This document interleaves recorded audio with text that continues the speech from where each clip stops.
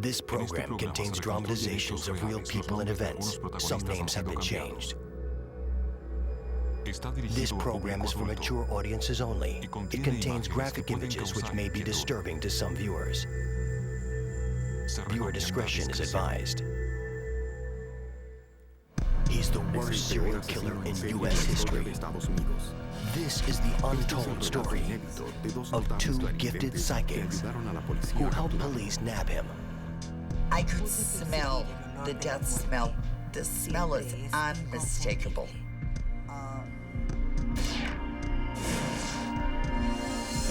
In New Jersey, one abduction follows another. To find the kidnapper, a psychic tries to connect with each victim. I was out of my body and she was in my body. And I let her speak through me.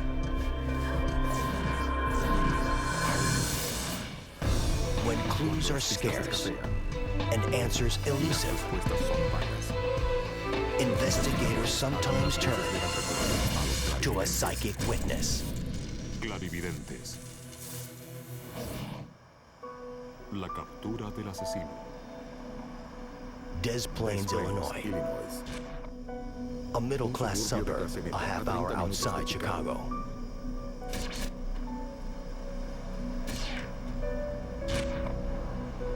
On December 11, 1978, Margaret Billows stops off at a local drugstore.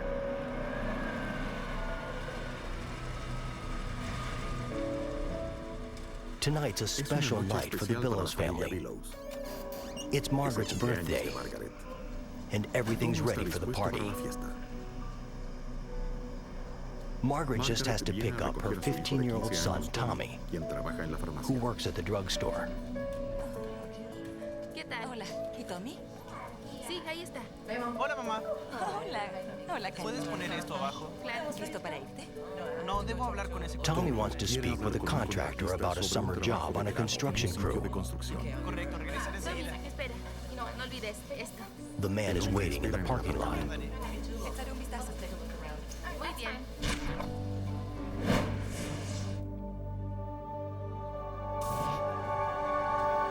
But Tommy doesn't return, and his mother grows worried.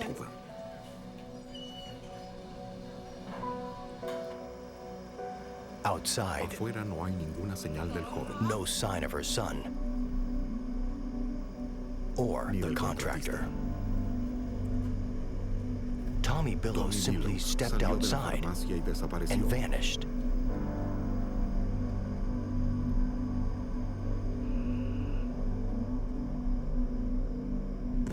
The Billows family scours the area. They find nothing.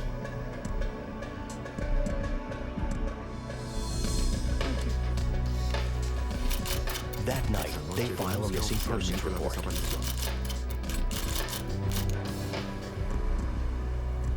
In the morning, the missing persons report goes to Detective Lieutenant Joseph Kozenzak.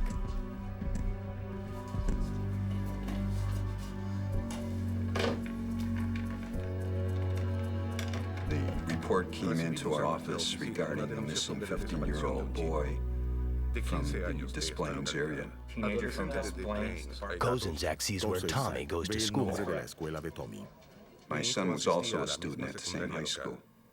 So it caught my eye right away, and I just took an intense interest in this missing persons case. Des Plaines detectives interview Tommy's boss to ask about the man Tommy went to meet. Did you do They had a contractor come into their drugstore to give them an estimate for work regarding their shelves and displays. The man left shortly before Tommy disappeared. The owner only knows the man's first name, John, and a phone number. It'll take some time to get a background check, starting with just a number. Ready? ¿Listos? No one believes Tommy would run away. Más a la izquierda. He's a good student and athlete with a love of photography. This was a young man who was dedicated. He had goals. He wanted to go to college. He wanted to earn money to set up a dark room for himself. He was focused. He wasn't somebody that would feel was involved in any kind of illicit activity such as drugs or other things that would take him away from the house unexpectedly. Police run the check on the contractor through his phone number and learn he's got a record, an ominous one.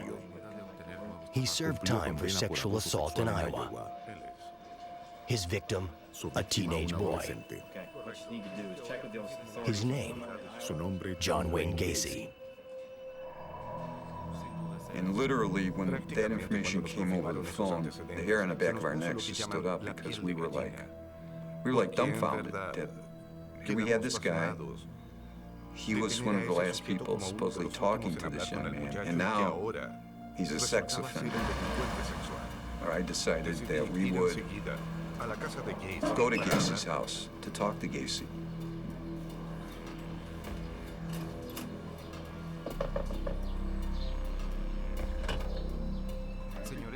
Gacy? Yes.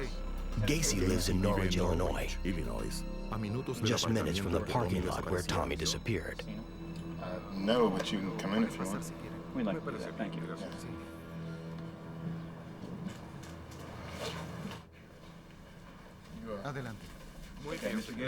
I told him he was seen talking to the boy, and he vehemently denied it. He said, whoever you're talking to is lying.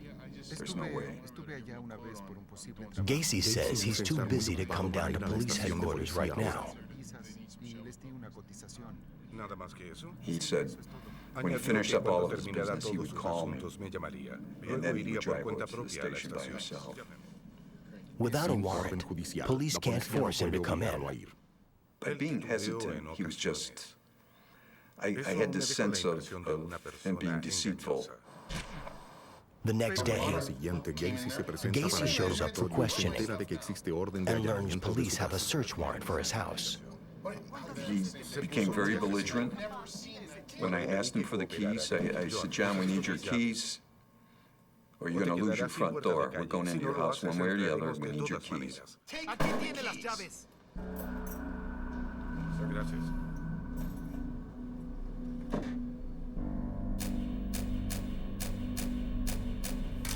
Gacy's home contains some chilling items. A bag of clothes, young men's sizes, too small for Gacy. A high school ring from Tommy Billow's school, but with the initials JS. Driver's licenses, none of them Gacy's. Detectives also find a receipt for film developing from the drugstore where Tommy works. They'll run the names from the IDs through missing persons.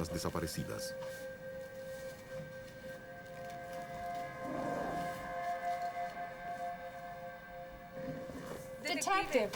We found that the whole floor of the closet was in fact a trapdoor leading to a crawl space area under Gacy's house. I'm gonna go get my flashlight. The perfect place to hide a body. But there's no sign of fresh digging.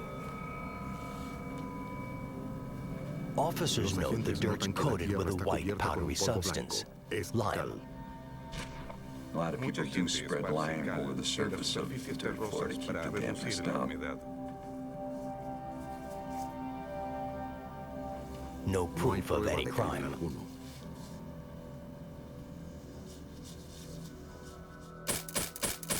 We knew that when we arrived back at police headquarters, we'd have to release John Wayne Gacy from custody, because there just wasn't enough there. But Kozenzak won't give up. The first thing I did was set up a surveillance. I assigned 2 detectives to sit down the street from his residence, keep an eye on the house and let us know what's going on. Days pass, with police no closer to an arrest. Then a colleague suggests that Kozenzak consult a local psychic. I was skeptical, to say the least. I asked him who the lady was, and he said her name was Carol Broman. And the minute he walked in the door, I knew I had trouble. She essentially looked at me and said, "You don't believe in this stuff, do you?" But the detective's willing to try anything to find Tommy. I asked Lieutenant Kozak to bring me items that belong to the young missing boy. Broman can read people through an object they've touched that's important to them. No longer alive, no longer with us. It's almost like an electrical thing. I can't explain it any better. You pick up a connection. It's like an energy coming from that individual, but then it expands, and it gives you all kinds of information. When I picked up the camera, the first thing I felt was fear. Terrible fear, torture, and then the pictures in my head. I don't think I've ever felt such terror, ever in my life. Carol feels Tommy Billows was murdered, and he's not the first. I turned to him and I said, "There's bodies everywhere." And he said, "What?" And I said, "There's bodies everywhere." She said, "They'll be buried together, they're buried in an ark." Thoughts were just racing through my head as to what is, I don't have any more information about any other missing people here. And what is she talking about? I could smell death. The smell is unmistakable. Carol Broman sees the detective's worst fear, a serial killer on the loose. She sees John Wayne Gacy and his buried secrets that will shock an entire nation.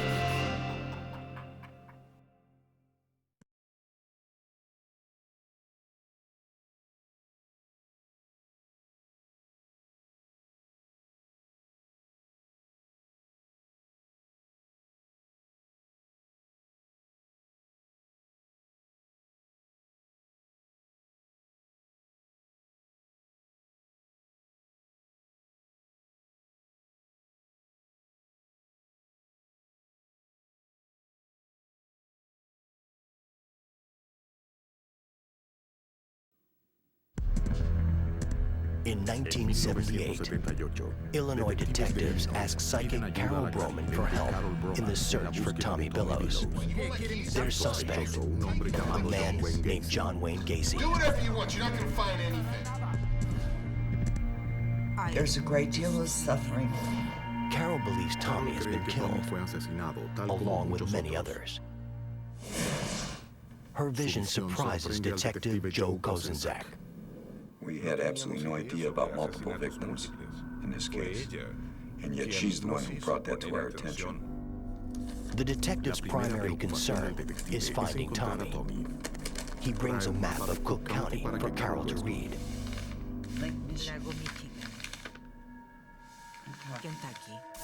She sees water, but can't sense Tommy anywhere on the map. I saw the letter M. I thought it was the name of a business, or the part of a name of a business. Gacy's van for his construction business has a large M painted on it. Carol also sees construction sites. The visions come with intense pain. I kept telling him throughout these interviews I wanted to stop because it was just too much. Because now I was beginning to pick up the way some of the others had died, the feelings that they had had, absolute terror and pain. I don't like being psychic. I don't like what it does to you. I don't like knowing what happens to people. It was a very bad death, and I really don't want to talk about it. Kozenzak encourages Carol. They must find Tommy. Carol Broman continued on with a description of who she felt the killer was, probably in his early 40s, was heavy set. He had a scar on his little finger. Gacy's fingerprint records show a match. You could see a scar on his little finger, and it essentially just confirmed the information that Carol had previously given to us. It's not just Carol's vision that implicates Gacy. The photo receipt found at Gacy's house links him to Tommy. On the night that the boy went missing, a young girl was working the register. She had been to a high school prom. She wanted to process the photos, so she wrote a little order out, and she tore the receipt off, and she put it into the pocket of a coat she was wearing. But the coat belonged to Tommy. He lent it to her earlier that day, and she returned it, forgetting her receipt. And mysteriously, all of a sudden, this photo receipt winds up in the garbage can of Gacy's residence.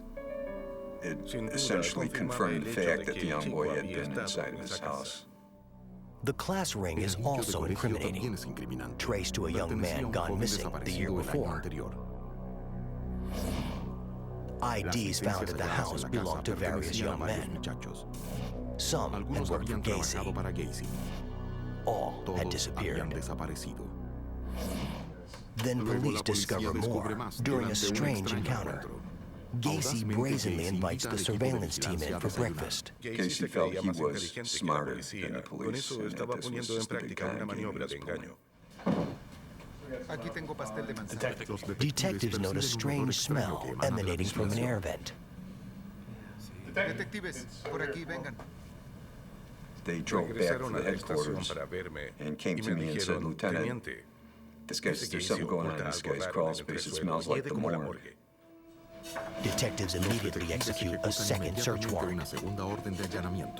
This time, the smell is horrendous. Gacy had flooded the crawl space, though the water had since receded. What he essentially did is, by flooding the crawl space, he broke the seal of the ground. Ghosts long buried now surface. Once again in custody, Gacy makes a shocking confession. That he killed not only Tommy Billows, but dozens of young men over a 6-year period. He specifically talked about how he enticed them to come to his house, how he tricked them into handcuffs, and how he murdered them. Carol predicted the victims were buried in an ark. The bodies were all buried in somewhat of an arch around the interior foundation of Gacy's residence. Carol was accurate. Her initial statement to us about having multiple victims had come true. Investigators dig up a stunning 29 bodies on Gacy's property. Cook County Police and the medical examiner were taking bodies out of his basement. And I remember being kind of overwhelmed and wishing it wasn't true. Reporter Todd Wessel of the Des Plaines Journal of Topics. The community reaction was one of shock and disbelief. John Wayne Gacy's reputation was a happy-go-lucky guy. He had a construction business, did clowning on the side. People thought he was a nice guy. After identifying the bodies, investigators realize a sad truth. Joe called not long after that and said, "Did I see it on television?" I said, "Yes, I did." The detective explains they didn't find Tommy's body, only his coat hidden inside a wall.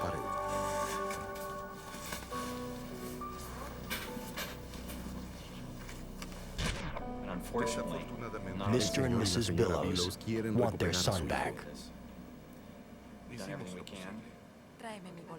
She told me she had just read an article about a lady who helps people find their missing kids. And she asked if I would see if she could come to Chicago to help look for her son. And I thought, I'd be glad to do that. Now a believer, Kozenzak contacts psychic Dorothy Allison. For 1 week, Dorothy Allison stayed in the Chicago area, and I went out with her every day in my car, and snowstorms kept coming and going. She said, you got to travel along some roads where you're going to find double letters of towns.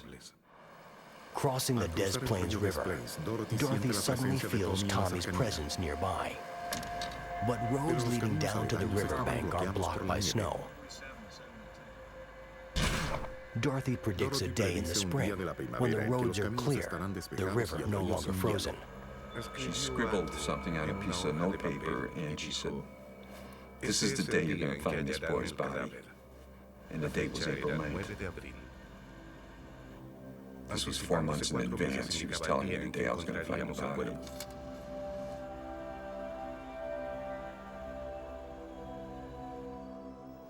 Detectives hope to find the young man sooner, and it looks like they might when more bodies begin to surface.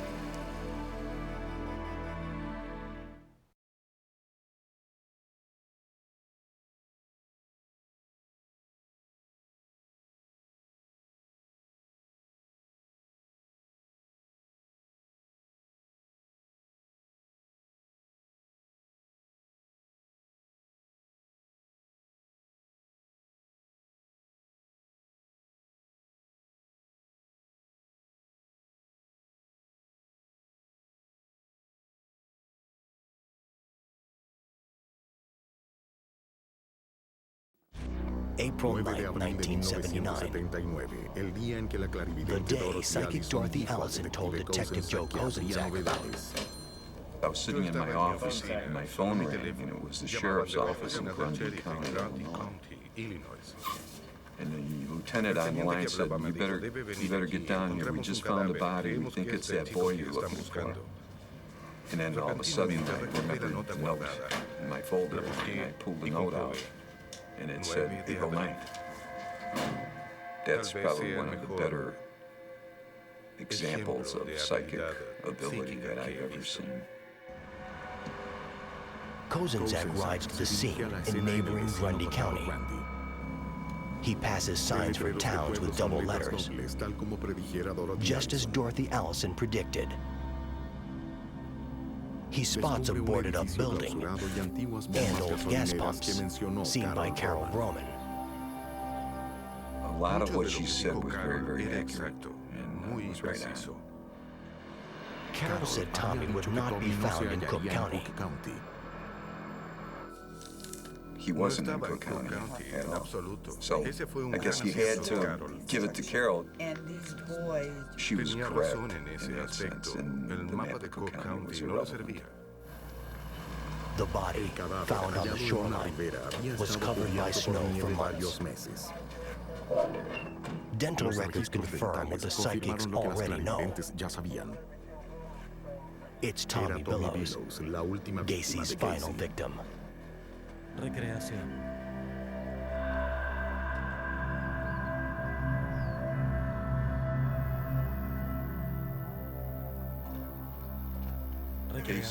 took the body, wrapped it in a blanket,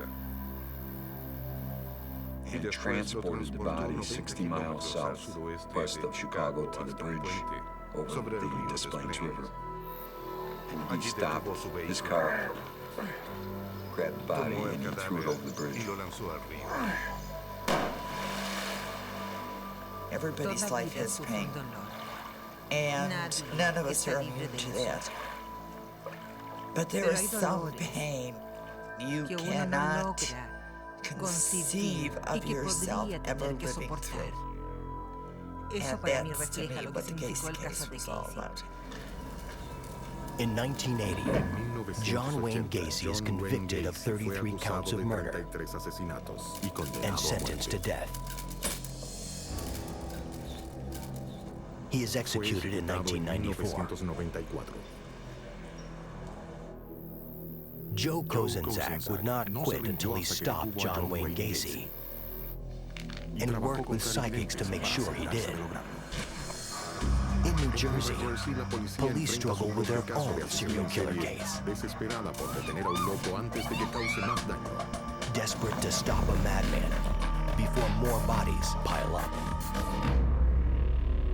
Morris County, New Jersey, a sprawling patchwork of suburban towns west of New York City. Tuesday, November 23, 1982. High school senior Mandy Simpson gets off work at a local mall, ready for Thanksgiving vacation. No one sees her leave or hears her scream.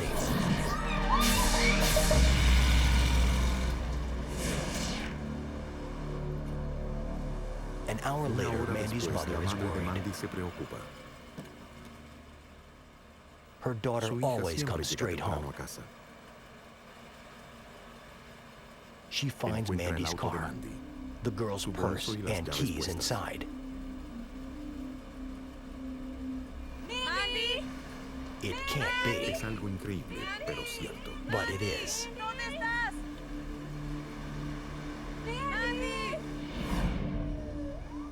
A canine unit immediately responds to the mall. The dog catches a scent, but the trail ends 2 parking spaces away. Parsippany Police Detective Captain Jim Moore opens a missing persons case. We first try to establish a pattern of how the person was living, and start doing a canvas of all the people that the missing person knew. Police learn Mandy is a loving daughter, a model student. Quiet, well-liked, and active with her cheerleading squad. Mandy Simpson is no runaway. The following day, a canvas was made of the shopping mall, and people were questioning about the evening before. A woman that had been out in the parking lot remembered seeing this individual with brown hair sitting in an older model Chevrolet, not too far away from where the victim's car was. Something about him was scary. This was just before Mandy left work. But the woman didn't get a plate number. She provides a police sketch, but it doesn't produce an immediate suspect. 2 days later is Thanksgiving. For New Jersey psychic Nancy Orlen Weber, it begins as a normal holiday. When I was little, I knew things before they would occur. I would think that the radio was on, I'd hear an announcement. My mother would come home from work and I'd say, "Oh, guess who's giving birth?" or "Guess who died?" And then she would go tell everybody and they'd go, "Millie, you're crazy." And then 2 weeks later, it would occur. I'd never know how to turn it on or off. I had no control over it. Nancy has learned to expect the unexpected, like the Mandy Simpson case. I received a call from this woman who briefly had met me before. She said, "My daughter's girlfriend is missing. Can you see anything? Can you tell me anything? Is she okay?" I immediately got visions, and they were visions that I attempted to push back in my mind because they were horrible. And these were flashes that happened in milliseconds. Too fast to make out a person or place. Just a name. Mandy. I didn't know where. I couldn't tell. But I immediately saw it as an abduction in my mind. I also saw some pretty horrific images in my mind of a victim tortured, raped, killed, and put in a water tank. But before Nancy can contact police, everyone's worst fear comes true. a resident in nearby Randolph Township, finds a body. It was an old cement water tank. I don't know exactly what it was used for, but it had been abandoned over the years. It was no longer in use, but there was water inside. And she was inside the center one. She was stabbed several times. But investigators find no weapon, nothing to lead to a suspect.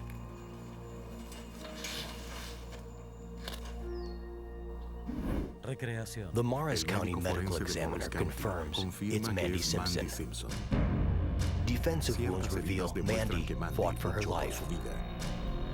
She was sexually assaulted, then bled to death, stabbed multiple times with a hunting knife.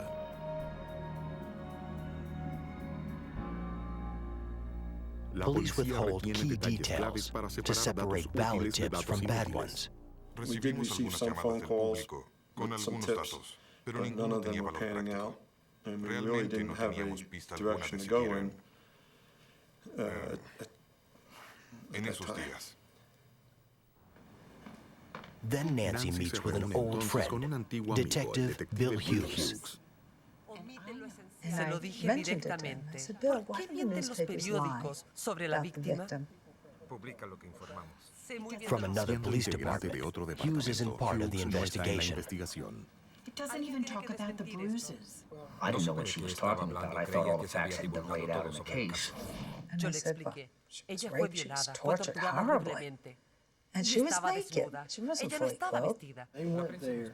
But Nancy doesn't know who did it, and her information is added to a long list of tips, including the sighting of a man with brown hair in an older model Chevrolet. Patrol officers keep an eye out for the car. They stop several men who resemble the vague description in older Chevys. But if DMV papers are in order and there's no visible evidence to justify a search, police have to let them go. People living in neighboring towns were getting nervous and wondering how long this was going to go on before we could come up with some answers. And then all of a sudden we had a second victim. December 5th, 1982. 2 weeks after Mandy Simpson's murder. Another car abandoned on a dark road in Morris County. Once again, a purse left on the seat, keys in the ignition, and the driver nowhere in sight. About the same time, at a rest stop on nearby Interstate 80, a trucker tries to get some rest.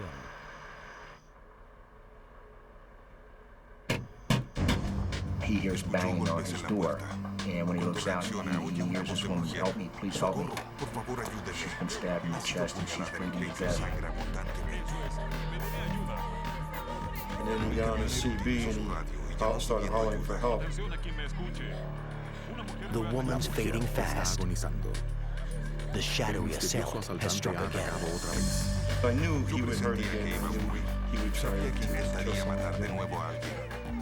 This could be their first big break in the case, if the victim survives.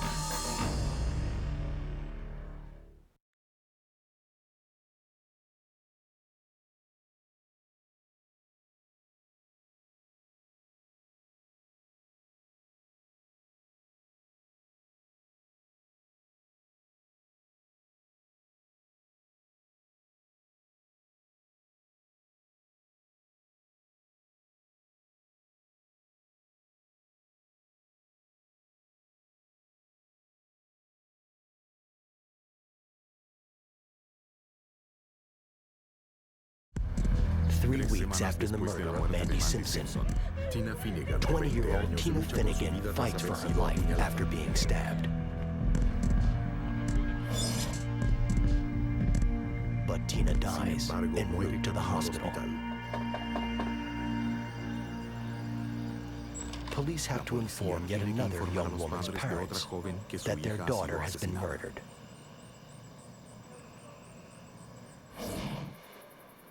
With no witnesses, investigators need evidence to find the killer. Crime scene technicians recover a palm print from Tina's car. But it's of little help until they find a suspect. They also retrieve a tire impression. Again, only useful if they have a suspect's car to compare it to. The trucker recalls seeing a blue or green 60s-era Chevy Impala driving off. It matches the one seen near Mandy Simpson's car. But again, no plates. The Morris County prosecutor calls a special task force meeting. In attendance, state and local police from across the county. At the task force, Detective Bill Hughes and I hooked up together as a team. And we were trying to establish some leads in the case. Hughes said to me he had this woman that he knew that had helped work on some of their cases, and she was pretty good. I said, well, what do you mean, this woman? He said, well, she's a psychic. What do you feel about that? I was a little skeptical, probably even more than a little skeptical, but I'm willing to take a chance. I said to myself, keep an open mind because it could be true, and maybe we can use it. Nancy relates her impressions of the Mandy Simpson case, telling them information about the attack not released to the press. They agree to work together. Nancy likes to go by the scenes of the crimes. She likes to drive around. She just doesn't sit in a room and think up stuff. She's got to go out and be hands-on. We all piled into my car, and we told Nancy that we were going to take her by some of the crime scenes, but we weren't going to tell her where exactly what had happened. We wanted her to tell us.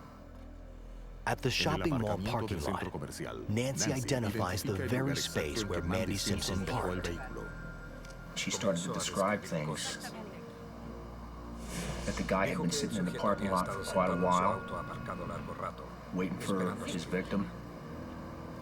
She gave us a description of the man that had been involved, of the car that was involved. Everything she says matches what they know so far. Next, the detectives take her to the area where Mandy's body was found. She asks to go it alone. Nancy went right to the place where the first victim was left. She went right to that spot. It was amazing. She gets into a zone. She actually feels what the victim was going through at the time. It's almost like she puts herself in the other person's mind as the crime's being committed.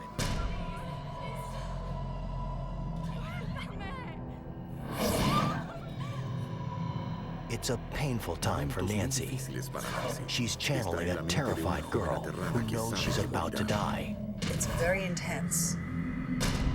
This is service you do for the victim. To become the victim, to give some relief to the terror and fear by simply being with them in their pain and terror. Just like anybody who's suffering and somebody's holding their hand, always observing the killer. Then she sees more. I don't know how I got his name. And that probably will always remain a mystery to me. I told them I felt a man named James. Last name began with a K, ended with an ICH kind of sound. Blah, blah, itch. I said it's several syllables. Polish descent. Nancy also feels the suspect has lived in Florida. It's very eerie. You can actually get a picture of exactly what's going on. You're sitting there trying to write notes down, keep notes, and watch what she's doing at the same time. It's quite a distraction, it's because it's fascinating to watch her work. They arrive at the Tina Finnegan crime scene.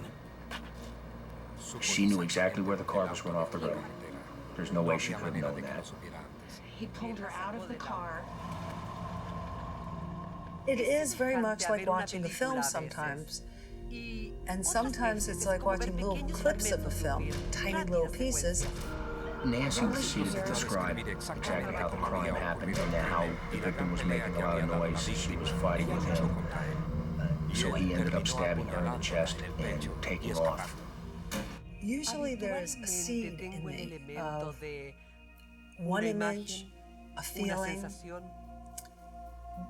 that is a seed that starts growing if I cultivate it. And working with the police helps me cultivate it. As Nancy pieces the puzzle together, she sees more details of the suspect. Came from this area in Morris County, lived around here, grew up here. She senses a previous arrest down south. Been in Florida in a jail for murder. Wow. Parole board let him out. Don't ask me why. Nancy thinks the man is now back in Morris County and works at an auto garage. They must find him. We knew we were dealing with somebody who was going to kill him until he got stopped. So far, the serial killer has eluded police, but an unusual confrontation with a psychic will change his luck forever.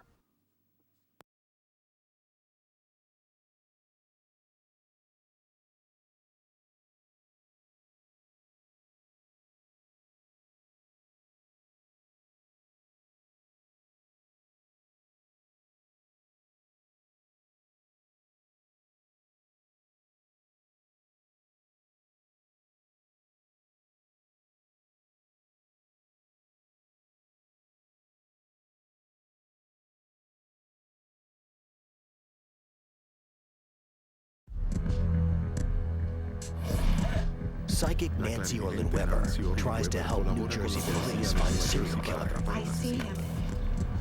Detectives are eager to share Nancy's findings at the next task force meeting. But they don't get far.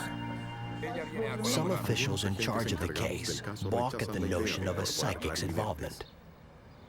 It's very tough, I think, for police who have to be very linear in their function. Just the facts, man. To work with a psychic. Determined to do what she can, Nancy calls on her students, whom she's been working with, to develop their own psychic abilities. It's the only time I've ever talked about a case I'm working on with anybody, except police. I said, I need your help on this. They team up, praying for spiritual guidance to exert some influence on the killer. Give back to James Cud, Baba, Itch. And that's how I said it. The pain that he has caused. Let him feel what he's done to women. Let it stop. Let him get it. And the next day I got a call from Jimmy Moore saying, Nancy, what did you do? Moore explains that the night before, a local man called 911 and was rushed to an area hospital. The man's name is James Kodadich. Kodadich had called 911, asked for police assistance, and when they got to his house, he was showing a stab wound to his lower back. Let him feel what he's done to women. The two victims had been stabbed. It appears his wound is self-inflicted. Investigators notice he resembles the police sketch. Kodadich tells a muddled tale about a crazed motorist who ran him off the road, then stabbed him. He offers that the attacker fits the description of the guy who killed those two girls. He was feeling the heat. He's trying to pass himself off as a victim, trying to deflect a little bit of attention from himself. It has the opposite effect. Investigators would have needed a warrant to search the car of Kodadich, the suspect. But with Kodadich, the alleged crime victim, no warrant is necessary. Technicians find Mandy Simpson's blood and hair in the car, as well as fibers from Tina Finnegan's jacket.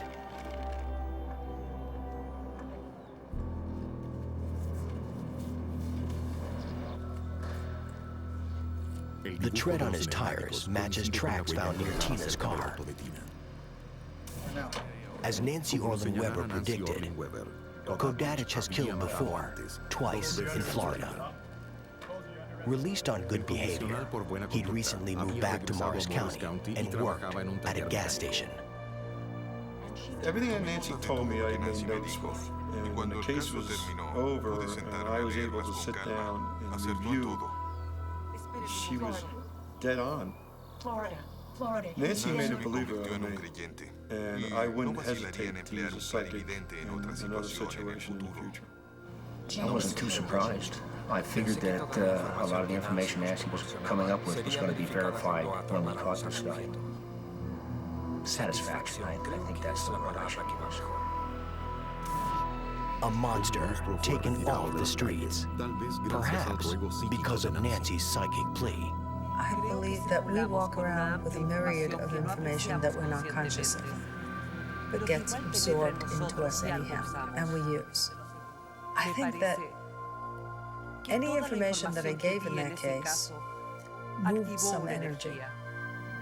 Thoughts are very powerful and potent in this world. Prosecutors charged James Kodadich with the kidnapping, assault, and murder of Mandy Simpson and the kidnapping and murder of Tina Finnegan.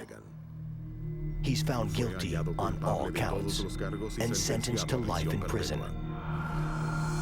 Carol Broman and Dorothy Allison helped Chicago police work the biggest serial killer case in U.S. history. Nancy Orlen Weber helped New Jersey investigators stop another serial killer who was just getting started. 3 psychics willing to endure terrible emotional pain to assist police any way they can.